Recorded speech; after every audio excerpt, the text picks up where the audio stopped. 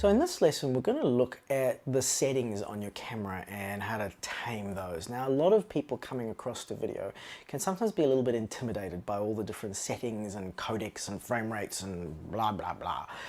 Trust me, it's not that scary, and I'm going to try and explain it hopefully in a way that's pretty simple and easy to understand.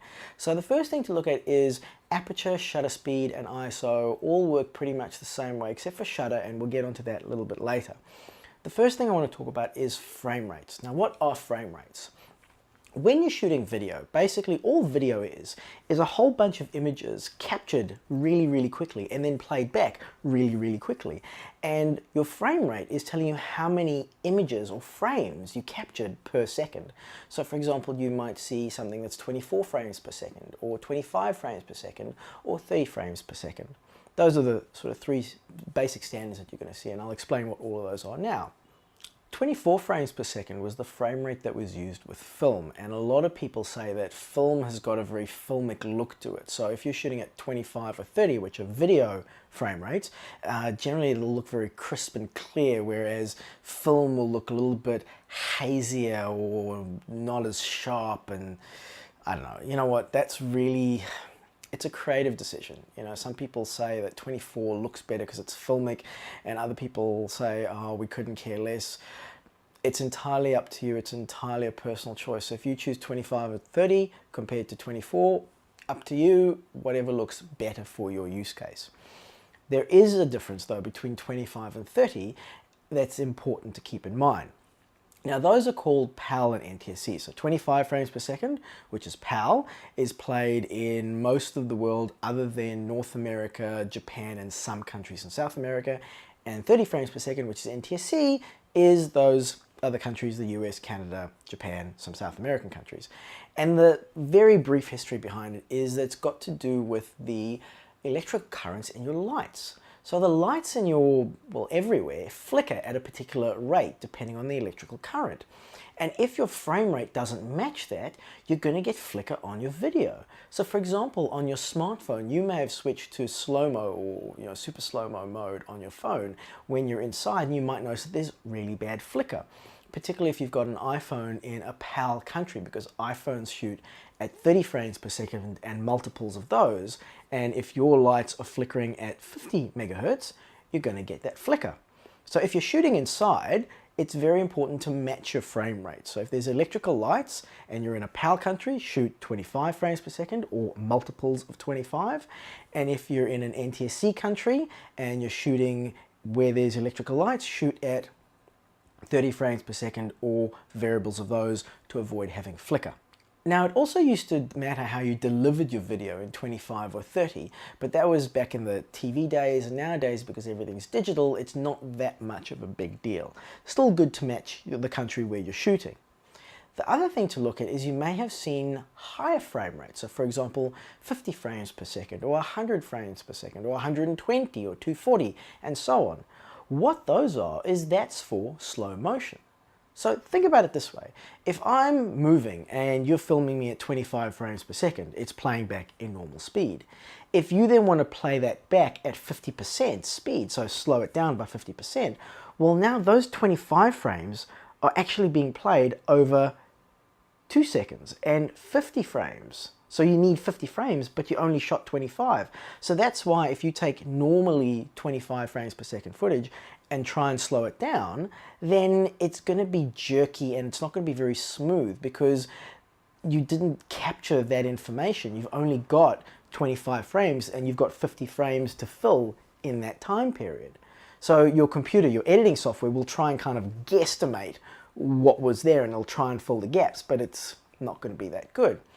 But if you shot 50 frames per second and you need to play it back at that speed at 50%, well, now you've got all those frames and you can play it back. So the higher the frame rate, the slower you can play your footage back.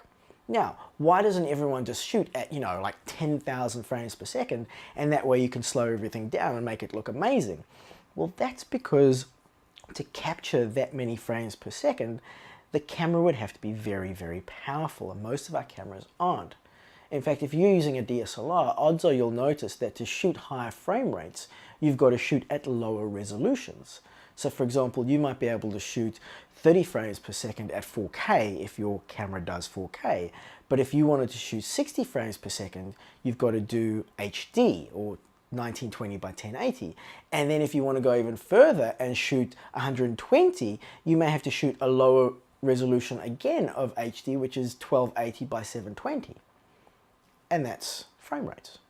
Now in frame rates, I mentioned resolution. So let's talk a little bit about resolutions. And the resolution is like your megapixels. So your standard HD, which is the lower level of HD, is 1280 by 720. You've then got HD, which is 1920 by 1080. You've then got 4K, which is actually 4 times 1080. So you've got 4 1080 screens that you can play within a 4K resolution. There's also 2 flavors of 4K, and I'm not going to get into it because it gets mathematical and complicated, and all you need to know is all TVs shoot at UHD 4K, and most of the cameras that you'll be using, if they do 4K, will shoot at UHD, and that's more than enough for what most of us do and need. In fact, for most of us, we're not even going to shoot in 4K, and here's why. Let's first talk about the advantages of shooting in 4K. As I said, 4K is 4 times 1080 resolution. So you've got a lot of canvas to work with. So if you wanted to shoot, let's say, an interview with only one camera, you could shoot sort of a wide or mid shot in 4K, and then every time you want to cut to a different angle, just crop in, and you could crop in by 4 times and still have 1080 resolution, deliver in 1080, and pretty handy tool to have. Also, if you're framing something really wide and then you want to zoom in on something in the frame, again, you've got the resolution to work with. So those are some of the advantages of shooting with 4K. Also, some cameras, depending on the settings, is if you've shot something in 4K but then put it down on a 1080 timeline, well then your image is going to be sharper and crisper. That's, I think, sort of down to a personal look. I know people on the internet are going to go, oh, we've tested it and it looks amazing, and good for you. I can't really see much difference. I don't shoot a lot of 4K myself, and here's why. Because the downside of 4K is the files are huge. You need a really fast camera, you need really fast hard drives, you need a lot of hard drives, and you need a really fast computer.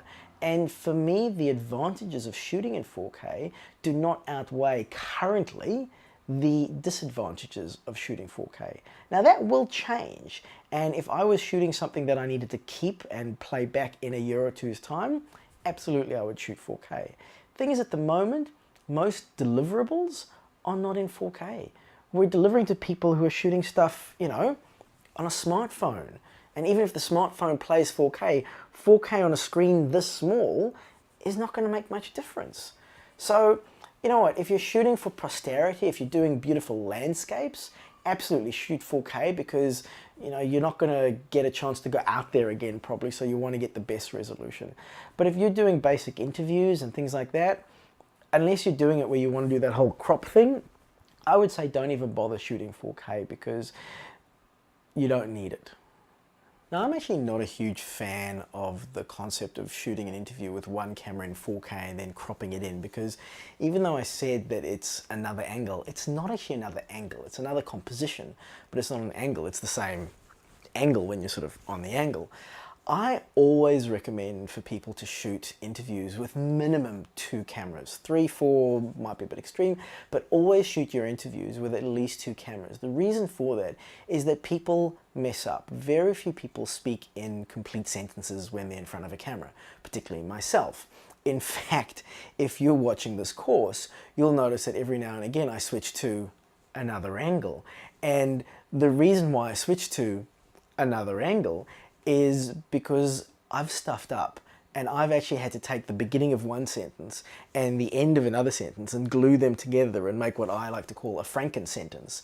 And if I was trying to do that with a Franken-sentence in the same if I was trying to do a Franken-sentence in the same camera angle, well then it would be very obvious, because 1 minute my head would be here and then the next second my head would be here, because I'd have to cut between those two because I've said and moved around.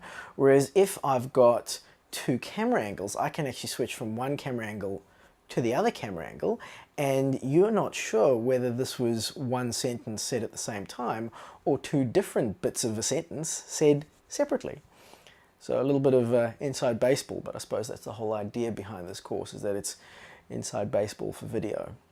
Speaking of things you may or may not need, a lot of you might be wondering, well, hang on, why is there no RAW on my camera when I shoot video? Like, I can shoot raw images, and wouldn't it be better to get the full, color depth that I can out of the camera?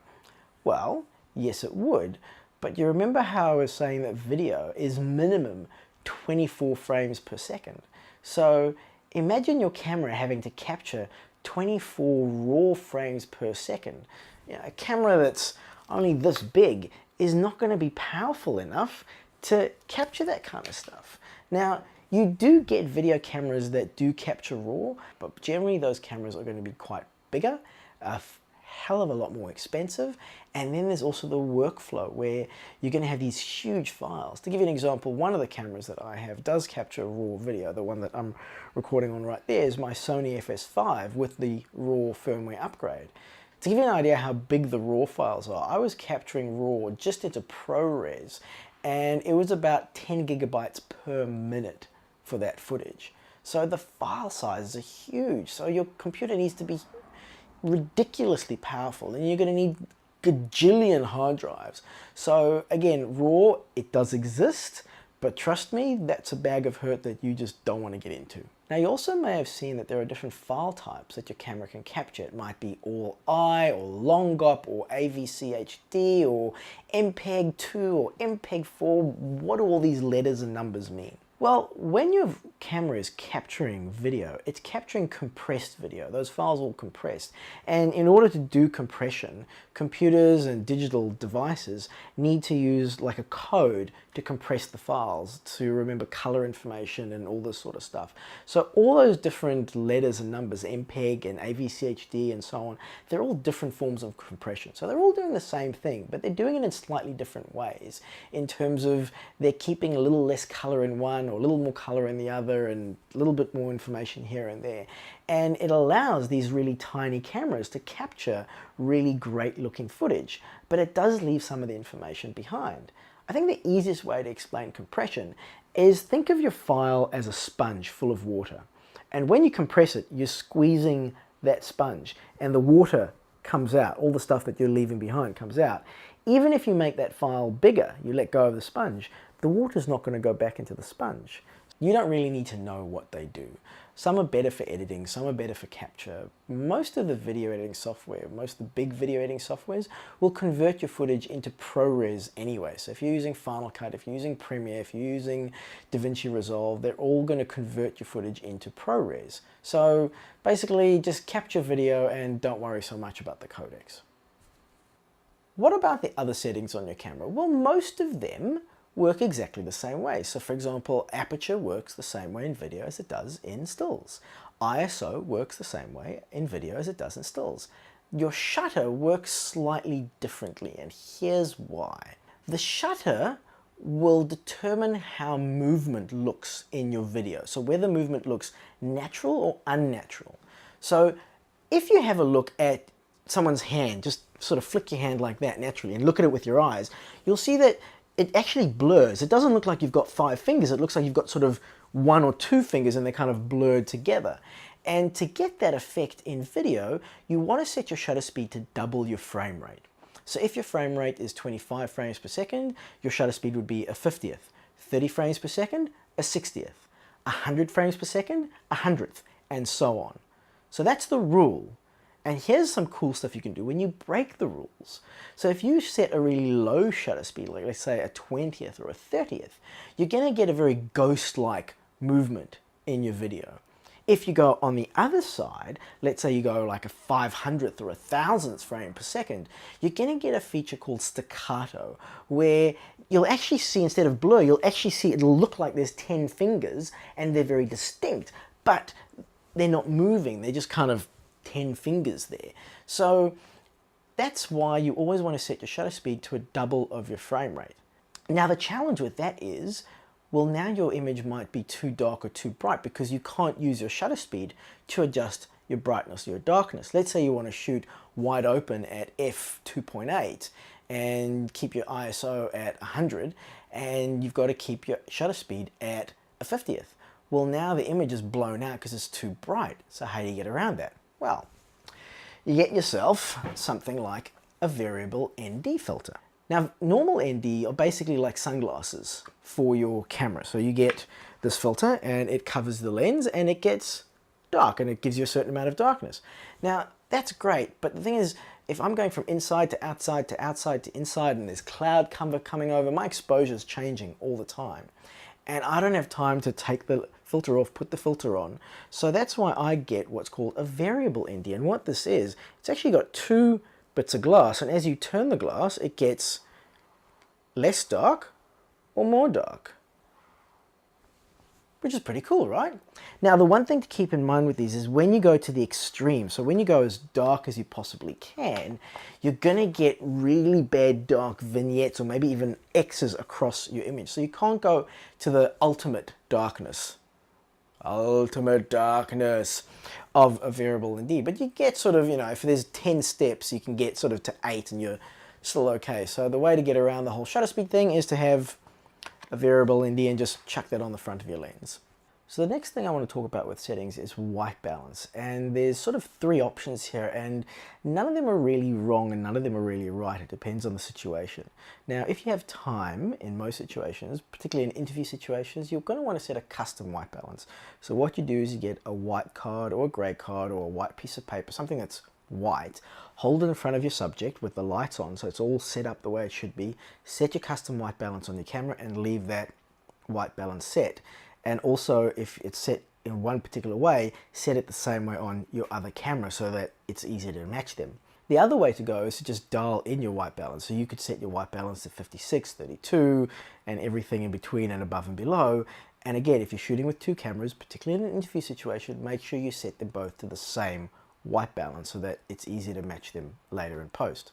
The third option is to set your camera to auto white balance. Now, this is very rarely a good idea because if you think about it, your white balance could be one way and suddenly your camera points in a particular direction and suddenly it changes to something else without you noticing, and that's going to be very inconsistent when people are watching that and when you're trying to edit it or color grade it. Where auto white balance can be useful is if you're in a documentary or a run and gun sort of situation and you're running inside and outside and things are going all over the place, people aren't going to be paying too much attention to those shots because they're focusing more on the action and what's going on in there. So if your white balance changes a bit, it's not the end of the world, and also the camera will keep up from going from outside to inside. It will change automatically and you may not have time to make those changes manually.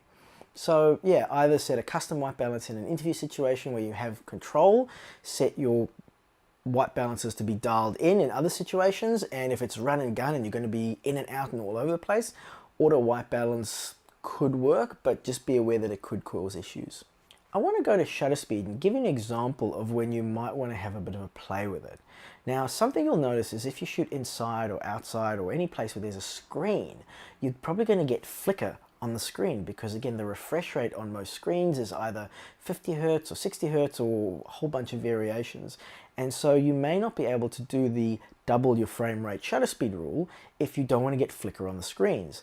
And the easiest way to get around it is actually you're just going to have to play around and change the shutter speed a few different times and see which one of those options doesn't give you flicker on the screen or electrical flicker. Now obviously that's going to affect the way that movement looks in your shot, but it depends on the shot. I'll give you an example. I was doing an architectural shoot a couple of weeks ago and we were shooting the inside of a bank, and obviously there were quite a few screens and we had to dial around with our shutter speed to find one where we weren't getting flicker off of the screen.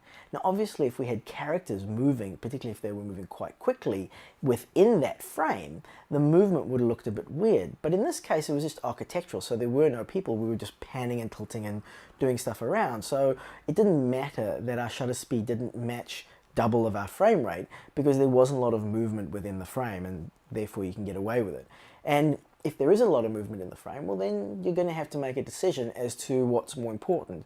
Is it more important that movement looks natural, or is it more important that you don't get flicker off of the screen? Sometimes I've also found that no matter how much I play with my shutter speed and try and find a setting that matches the frame rate or the refresh rate of those screens, I can't find one. Now I can lessen the flicker, but I can't actually get rid of it. The last thing I want to talk about is a little tip that you can use when moving from bright scenes to dark scenes. So for example, you might be shooting inside a passageway and then you come out into a bright room. Well, that can be quite challenging because your exposure is going to change dramatically, and you can't really change the settings on the camera because generally if you're moving, you're going to be on a gimbal or there's going to be movement and you've got a lot of other things to focus on other than fixing the exposure on your camera. So what I do in those situations, depending on the situation, is I'll actually set my stills camera to shutter priority, and therefore all the settings will change to adjust to the shutter. So I set my shutter to, let's say I'm shooting at 50 frames per second, I'll set my shutter to 100th, and then when I walk from the dark area to the bright area, my camera will actually change the aperture on my lens to adjust for the exposure. I'll show you a quick example and you can see how this can work quite well. So that's an example of how you can go from a dark environment to a bright environment or vice versa and have the camera change the exposure automatically for you. And that pretty much covers all the camera settings that I think you need to know about to begin with to get started with using your stills DSLR camera for video.